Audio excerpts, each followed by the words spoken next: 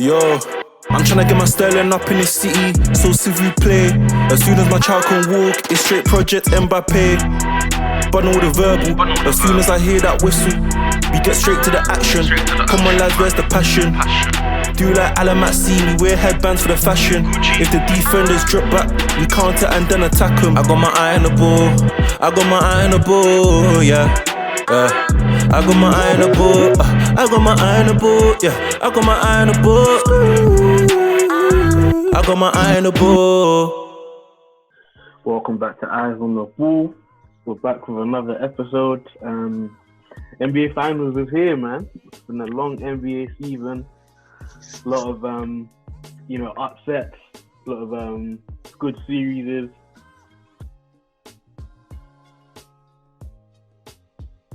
If that makes sense, but I said series is plural, fam. whatever, man. But I even did it, but it is what it is. Finals, man. Lakers Heat. A lot of interesting things to dive into about this series. Gonna do a little preview for you guys. But first thing I want to ask you, Daniel, is key matchups, man. What are the key matchups for you? Obviously, there's a few that stand out, but what for you is important? I think I'll just work my way up in terms of the key matchups in the game.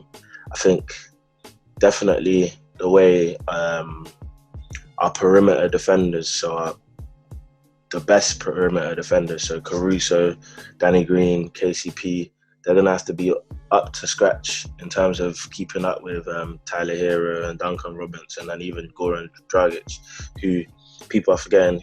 He also is in his, for a basketball player, in his late 30s, in quotation marks, and he's moving around very, very well around the court, around the perimeter. So, hell of a player, fam. Yeah, 100%. Fam, former All-Star, so he's definitely a top player. So in terms of our perimeter defenders, they need to be on job, innit? We've always known that there isn't necessarily one person, Rondo as well included in that bunch, but we've always known there isn't that one person who we can rely on for points every single night out of those rotation pieces, all those guards. However, one thing that they definitely add to the team, which cannot be understated, is the defensive structure that Vogel has got them working in it. So that's a very, very general but key matchup in terms of the guards be the guards. Now, in terms of the players, I think there's two big matchups that obviously are important. You've got AD. He's been the best offensive player in the postseason. I think he's averaging about 28.8 points a game. So he's been the most potent offensive weapon out of any player in the playoffs. Yeah, and that's because of what he can finish inside. He's worked on his mid-range. His mid-range is dropping more consistently, and he can also shoot a jumper. I think he's shooting about 36% from the field in terms of threes. So he's shooting very well for a big man who's taking about two free threes a game. So he's being consistent. You've got LeBron, who I think has been smart and putting him he's giving him a game winner. It's the coming of age party of AD, do you get what I'm saying? So giving him a game winner, he's someone you can rely on clutch time. And obviously on the other end, the person who will be going up against is Bam Adebayo. I think we were obviously talking about, do you put Bam on the center if we play Dwight or JaVale? But definitely, I think you have to put Bam on AD, because Bam's your best defender. Bam's the best defender AD's going to go up against this playoffs. So you have to put Bam on AD 1,000%. And I think Bam's probably been one of the best defenders in the playoffs as well, because he's someone who can guard the perimeter well. He's a very good isolation defender as well. And that's one thing that you can't you can ISO him up, but he can definitely lock you up as well. And Giannis struggled. Even though Giannis got injured, he struggled to get to the rim at will. So I think where Giannis lacks a jumper, that's where AD's jumper is going to come into it, and see how consistently you can drop that over Bam. And then the final matchup is obviously LeBron and Butler. I think the key to this is it's not going to be a matchup per se in that I think Eric Spoelstra is smarter than to just make it a Butler v LeBron thing, because he's definitely going to make it more team defense than one-on-one defense. However, it's still going to be a key matchup in pivotal moments, in big moments? Is Butler going to be able to lock down LeBron? Is he going to be able to strip him of the ball? Same goes for LeBron. Is LeBron going to be able to stop Butler from driving to the rim? For example, in the fourth quarter, we've seen LeBron, he's always ready to take on the toughest defensive assignment in the fourth quarter. And that's what will be key. It's just about, in the fourth quarter, big moments, who's going to be able to rise to the occasion. That's what it's going to come down to, really. Yeah, just to add my 2 cents. I think the AD-Bam matchup is huge, but as we said, if you have Crowder guarding Dwight, that's going to be a problem, especially if you're playing a zone. Yeah, like Dwight is going to destroy them on the glass. But we'll get into that a little bit more. But yeah, AD versus Bam, I think that's a great matchup. I think it's a big matchup because obviously, as you said, Bam's going to be the best defender AD's faced. But then we could say the same for Bam. Bam was the best player in the series against the Celtics, and he wasn't based, but he's going up against Tice, which is an easy matchup. Now he's going up against Anthony Davis. He's the leading scorer, leading rebounder. Yeah, it's going to be tough for him to have the same production going up against AD. AD, on the other hand, I just think he's near enough unstoppable. Like Bam will probably affect his efficiency, but as far as his numbers, I still see him putting up 28, 27, 28 a game. LeBron and Jimmy, I don't think that match up much. As you said, probably in the fourth quarter, LeBron will probably guard Jimmy. As far as Jimmy guarding LeBron, here and there, I think they'll probably put Crowder on him to start games, a little bit Iggy as well. But I just think Jimmy's a bit small. But I think the AD-Bam matchup is key. Next thing I want to move on to is the zone, because obviously the Lakers have been dominant in the paint all playoffs. That's where they've been getting their buckets. I think LeBron and AD are first and third in points in the restricted area, and they're shooting at a crazy efficiency as well. So do you think that the zone will impact the Lakers' ability to dominate the paint? Definitely. I think that's one thing. If you remember what Eric Spoelstra was saying, he said that there's nothing LeBron hasn't seen before. So, let's not make it a thing where we're going to surprise him with something that he's never seen. This is all about winning now. So what they have to do is, it's all about limiting. You're not going to stop them, but you can limit them. And that's what the Heat are going to aim to do with the zone defense. You do the zone defense till it stops working. And the Celtics never really managed to overcome that. I think the difference is with the Celtics, you have Kemba who just literally started bombing threes, and Tatum started bombing threes. These guys weren't well equipped to deal with the zone. I think what the Lakers need to make sure and ensure that they do is increase points in transition. They're very, very, very good at getting points in transition. They play much quicker than I expected them to as well. They play very, very quick on possession sometimes, and they push the pace quite a bit. So, and that's a testament to obviously the rest of the players on the court. Because of the defense, fam. The defense is so good that you can get easy buckets in transition whenever they want. Exactly. But what's key is, in terms of the Heat, where they can actually win this game is that, if you remember, obviously, the last time LeBron, there was an upset in the playoffs for LeBron was against the Dallas Mavericks. And obviously they played the zone as well. They decided to pack the paint. And I think it's about limiting, like I said, those driving lanes.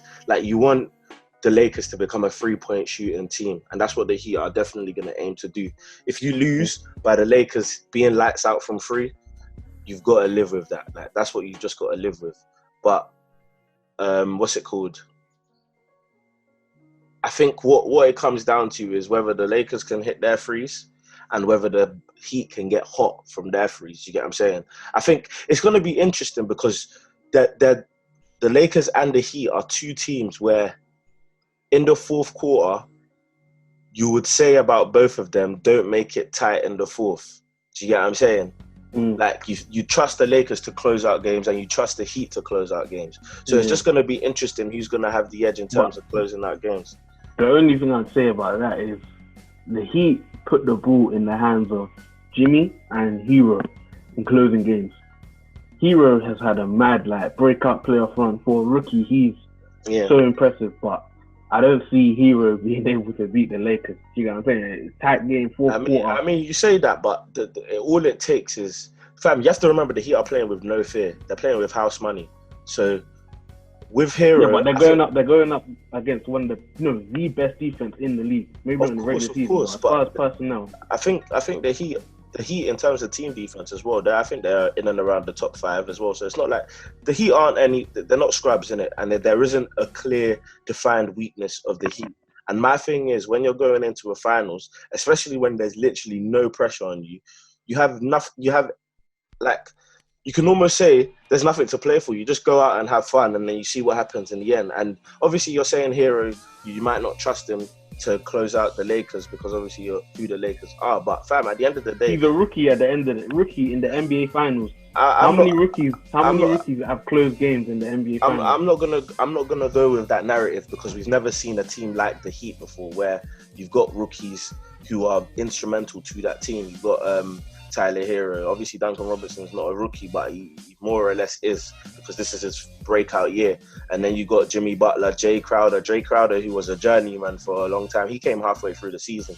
You got Iguodala, who's an experienced man on the floor, and then you've got Alonzo Mourning, who's that experienced guy off the floor, who's giving them a lot of advice. So, I'm not gonna go down your narrative of I can't trust a rookie to close out games, because really and truly, once Hero gets hot, it's not about whether he's a rookie or not. He's a quality shooter. Do you get what I'm saying? And if I'm not saying it because he's not good enough. Do you know what I'm saying? I'm saying it. He's going up against the Lakers. Like, if the Lakers want to move mad, they'll put LeBron on him. You put LeBron on Jimmy. If they try to play pick and roll, you switch LeBron onto Hero. You can put Caruso on Hero, and people need to understand that Caruso is a very, very good defender. I just don't see Hero being able to close out games for the Heat, and obviously that leaves Jimmy, and I don't see Jimmy being able to get buckets on LeBron late. Do you know what I'm saying? So no, I get in terms of late in games, I take the Lakers. No, of course, but I mean, like we said already, I've got the Lakers winning this, but I'm still trying to still gotta respect the Heat. No, exactly, and that's what I'm trying to show you. I'm trying to show you that it's not a foregone conclusion in terms of. No, I already know. Because the Lakers are the Lakers, they will get the job done. Like what I said to you earlier, the Lakers have done tremendously well, and give credit to them, tremendously well in the playoffs in terms of that they're 12-3 in terms of their record against all the teams. But it hasn't felt like that. All games have pretty much been tight. I think out of all their games in the playoffs, there's been about maybe 3 blowouts in 5, 10, 15 games. Do you know what I'm saying? A lot of blowouts. So there's not been that many blowouts. It's been tight going into games, and that's what you need to remember. The Heat enjoy tight games. Like, remember the Celtics, bro. There's this. It's their suffocating defense, like in terms of the fact that they lure you into throwing up threes, needless threes. And that's what I'm saying. You don't want the Lakers to get involved in a free battle against the Heat. Oh no, 100%. But that's what I'm saying. You can lure teams like the Bucks into a 3-point shooting team, because if it's not Giannis, all they're doing is shooting threes. The Celtics, you can lure them into doing that because all of their guys are like isolation guys, attack the basket.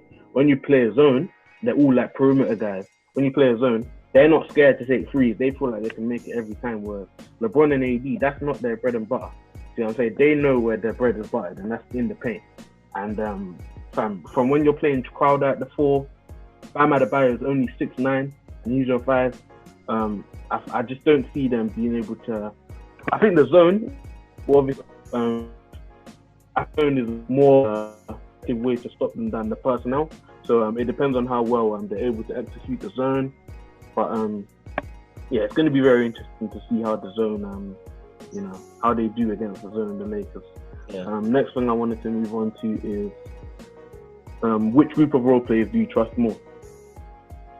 Which is very interesting. Do I trust more?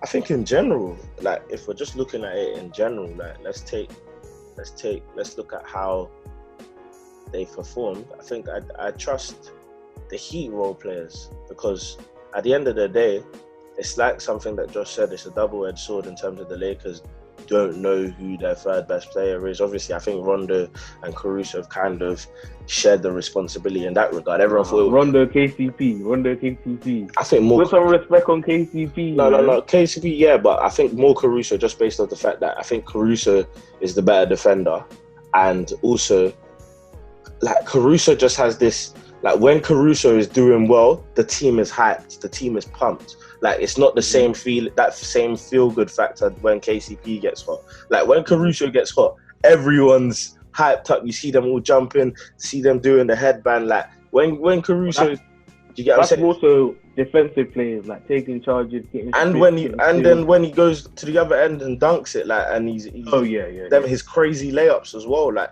Caruso.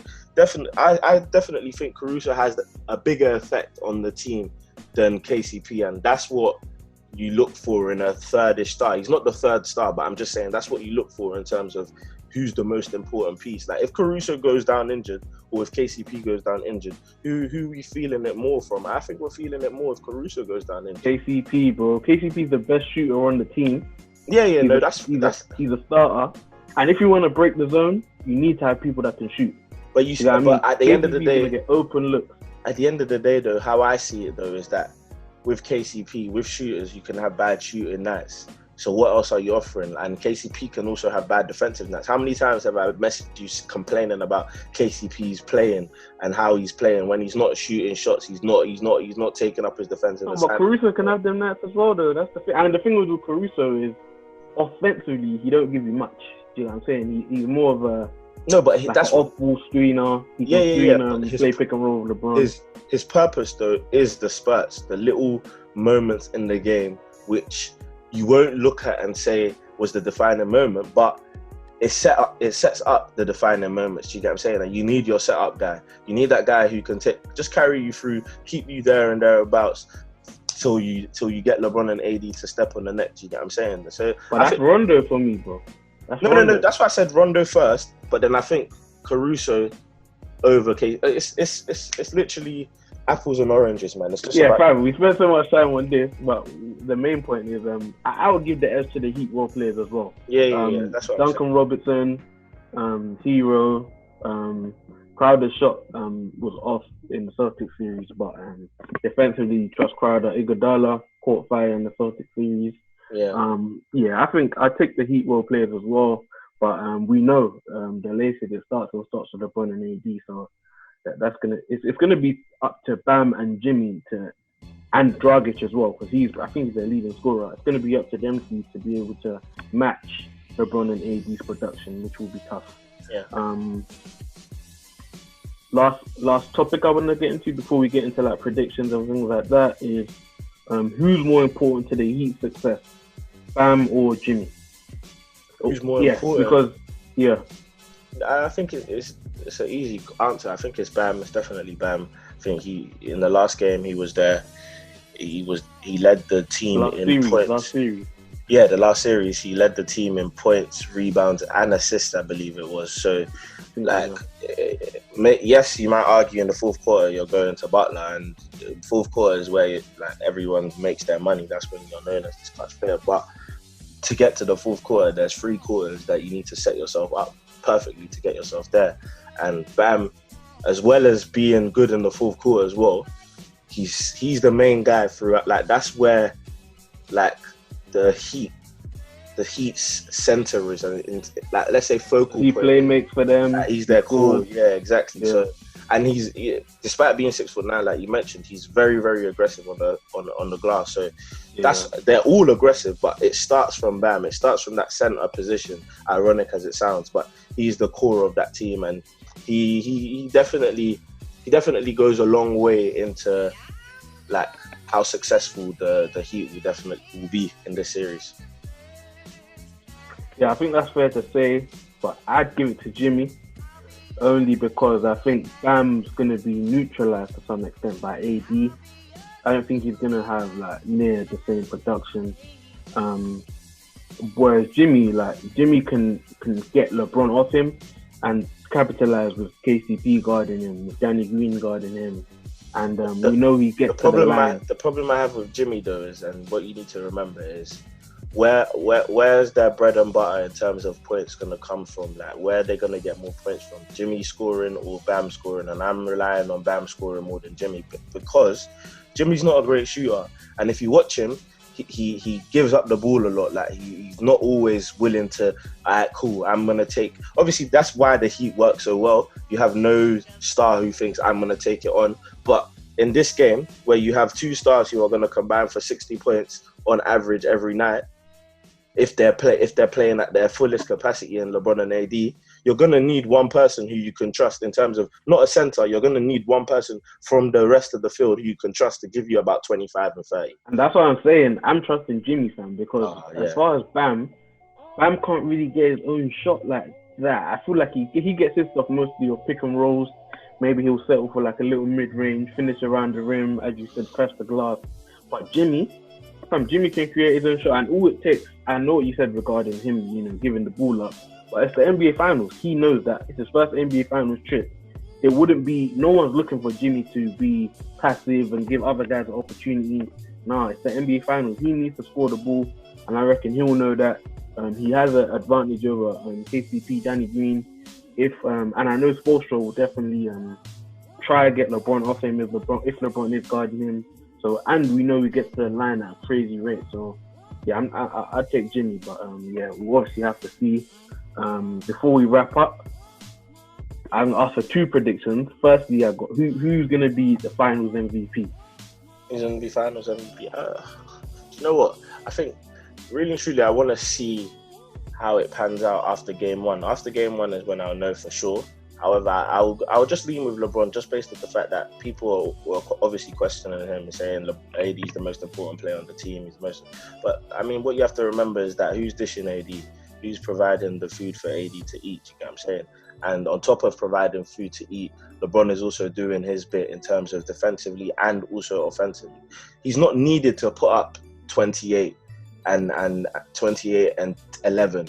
Like, that's what people don't understand. And he's been doing that anyway. Exactly. Do you get what I'm saying? And in not needing to do that, he's doing other things on the floor that we've not seen LeBron do for a while. And that's the reason why the Lakers are overwhelming favourites, in my opinion, because we're seeing AD, of course, transcendent player, generational talent, but we're seeing LeBron do things we haven't seen him do since like his Heat days, fam. Like, I wouldn't even say on the Cavs he was doing as much defensive work because of how much offensive work he needed to do. Like, exactly. He wasn't this locked in defensively. Because you could make the argument that, obviously, apart from Tristan Thompson, he was a great rebounder.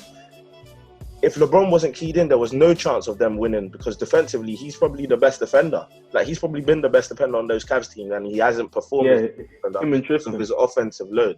So, seeing this LeBron, 35 years of age, doing everything, rebounding, assisting, and scoring, it's a scary sight, man. Scary sight. So, I'll say LeBron. Yeah, I feel like AD's got a chance. 100%. I feel like the Bam matchup will be tough, firstly. Secondly, the zone. Like, I feel like it will be down to LeBron to break the zone. And yeah, man, as you said, LeBron, he's doing it all right now, fam. He's locking up on D. He's switching up, guarding whoever he needs to guard, feeding AD, getting buckets himself. If his shot is falling, I think it's guaranteed Finals MVP. But yeah, man, I give it to LeBron as well. Iguodala, he's old now. He's not the same guy that he was when he was guarding LeBron. Yeah. Jimmy's a bit too small, and Crowder don't want that smoke.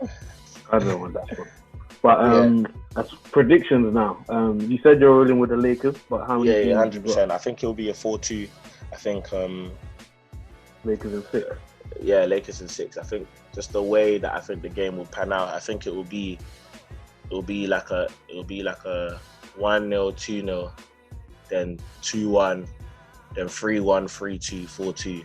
So I think it will go in that kind of vein. I think the Lakers will just always be front running, and it'll just be too much for the Heat to come back. So, and I don't think the Heat have ever been on the back foot as well in a series this playoffs. And when you've never been in that position, it's tough. It's tough. So yeah, I give the Lakers a 4-2. Yeah, I'm leaning towards 5 and 6, but I'd go 5, man. I go 5. I think 5, yeah. Yeah, I think 4-1. I thought 5 as well. I even thought we'd sweep the Nuggets. Like everyone was shocked with it, but I thought we'd sweep the Nuggets. But I'm just giving the Heat respect for what they've done in it. That's why I'm giving them an extra game in it. That's why I think it will go 6. But we'll see in it.